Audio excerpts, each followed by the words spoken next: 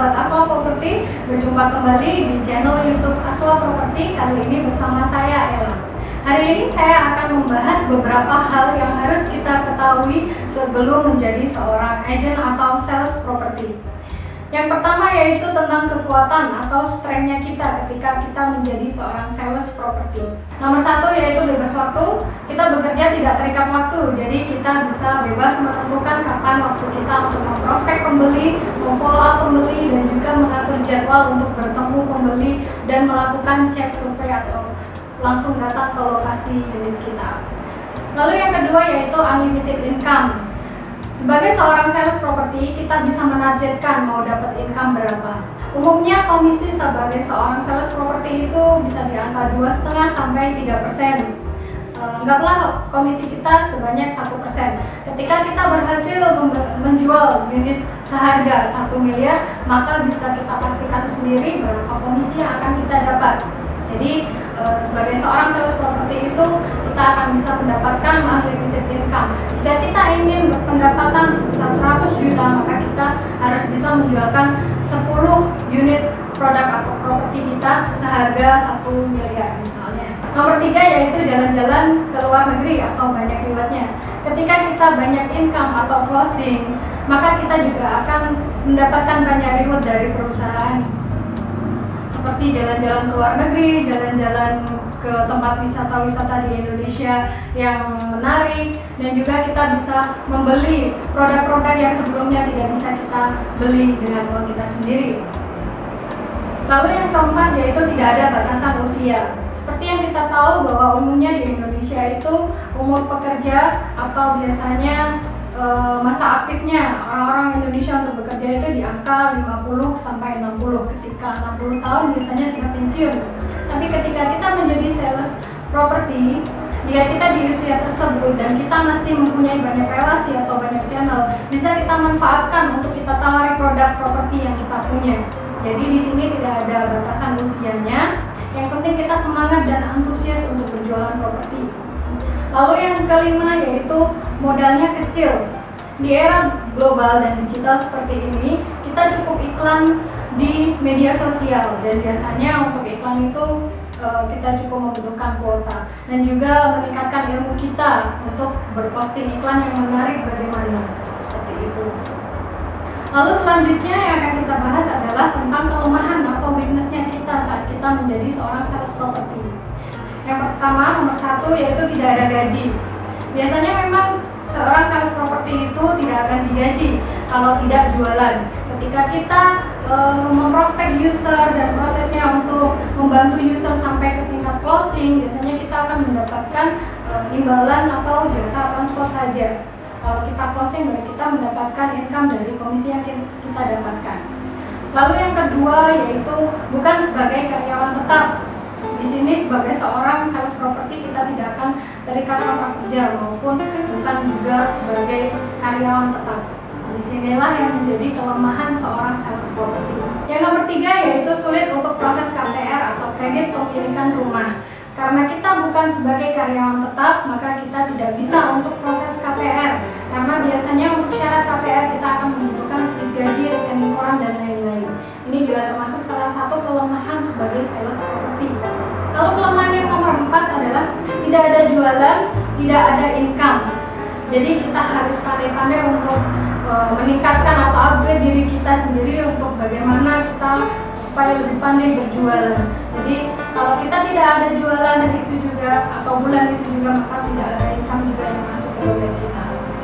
Yang kelima yaitu harus bisa mengatur diri. Jadi kita sebagai sales property kita tidak terikat waktu bekerja di sini, dan kita harus pintar-pintar memanage diri. Jadi kita harus pintar-pintar berkumpul dengan orang, kita harus mencari teman-teman yang rajin supaya kita juga ikut rajinnya juga. Lalu yang ketiga yaitu opportunity atau peluang kita ketika kita menjadi seorang sales atau agen properti. Berikut adalah beberapa peluang yang bisa kita dapatkan. Yang pertama yaitu big closing, big income. Closing property yang harganya tinggi, yang harganya wow, otomatis kita akan bisa mendapatkan income yang fantastik. Lalu yang kedua yaitu bonus dari bank. Hal ini biasanya kalau kita membantu proses pembelian user kita ke bank, biasanya bank juga akan memberikan reward tidak terduga kepada kita, bisa berupa uang tunai maupun voucher jalan-jalan dan lain-lain. Peluang yang ketiga yaitu build great network, ketemu orang-orang hebat dan dapat build network. Kita akan membangun relasi-relasi yang luar biasa karena orang-orang yang membeli properti adalah mereka orang-orang yang berkemampuan. Yang keempat yaitu dapat penawaran bisnis baru. Ketika kita melayani pembeli kita dengan baik dan memuaskan, otomatis mereka juga akan berbaik hati kepada kita. Bahkan mereka senang karena saking senangnya dengan pelayanan kita, mereka akan tidak sungkan-sungkan untuk menawarkan bisnis baru kepada kita. Bisa bisnis laundry, bisnis penjualan apapun, atau menjadi reseller dari produk yang mereka jual dan sebagainya. Yang kelima yaitu build team. Jadi sebagai sales properti itu kita nggak boleh kerja sendiri, kita harus membangun tim kita harus mencari tim sukses kita untuk membantu kita jualan. Semakin banyak tim, semakin banyak network, maka semakin banyak penjualan yang akan kita dapatkan dan otomatis juga akan berpengaruh dengan income yang akan kita dapatkan. Itulah yang menjadi peluang ketika kita menjadi seorang sales properti. Lalu yang terakhir, hal yang sangat penting juga yang harus kita ketahui adalah threat, ancaman atau tantangan yang akan kita hadapi ketika menjadi seorang sales marketing. Hal terakhir yaitu threat atau ancaman atau tantangan yang akan kita hadapi ke depan ketika kita menjadi seorang sales property. Yang pertama yaitu saingan banyak.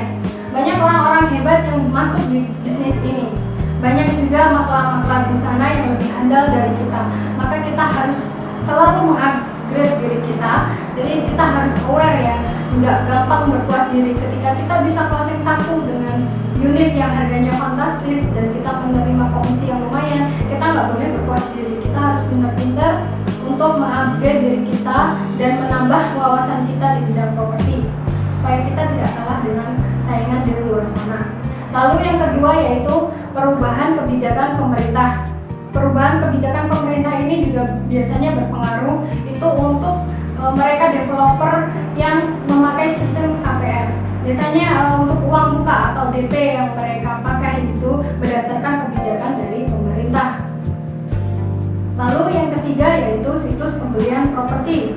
Ada saatnya siklus pembelian properti itu naik ataupun turun. Ada bulan ini misalnya tidak laku, bulan depan juga banyak penjualan seperti itu. Maka kita harus benar-benar paham tentang siklus ini. Ada kalanya saat misalnya pemilihan presiden, otomatis di saat itu biasanya penjualan properti akan naik karena ekonomi saat itu sedang membaik. Kita juga harus memahami hal-hal tersebut.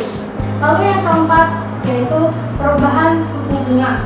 Perubahan suku bunga yang semakin tinggi maka juga akan membuat pembeli takut untuk membeli properti. Biasanya itu terkait dengan pembelian melalui bank.